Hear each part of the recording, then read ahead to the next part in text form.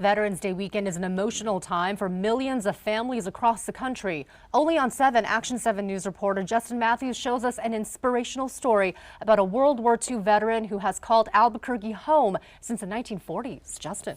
Christine, I sat down with 95-year-old John Monteverde today. He told me his story being on the front lines in Europe during World War II and how his mother kept every copy of the New York Daily News, some of the New York Times, while he and his twin brother were overseas fighting for our country. 75 years ago, John Monteverde landed on the shores of France 2 days after D-Day. Now, thankful to be spending another Veterans Day weekend with his family. But Monteverde says this is a tough time. To me, it's a sad day. He says it brings back really hard memories. We did what we had to do. Every veteran does. For Monteverde, he doesn't just think about the hard times for himself and his fellow soldiers on Veterans Day. He thinks of who his enemies were too. We knew that they were fighting for their country. When Monteverde landed in France, he says his twin brother was missing in action, then later was identified to be a prisoner of war near what was known as Czechoslovakia.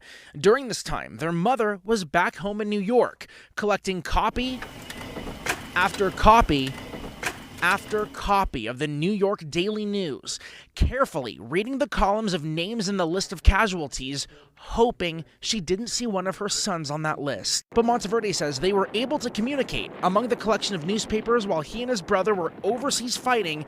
His mother kept copies of their telegrams as well. Monteverde was able to tell his mother he was in the hospital after being hit in battle twice. I got wounded, hit in the head with artillery, and then they flew me to England. Then they sent me back, and I got shot right here and left arm. He recovered, and when the war was over, he and his brother both returned to the United States and moved to New Mexico. Such an amazing story. Monteverde has 2 Purple Hearts, so he ended up graduating from the University of New Mexico with a degree in geology. He says he helped drill several wells around the state, including many in the East Mountains. Not to mention, Monteverde says he was a handball champion here in New Mexico for 4 years.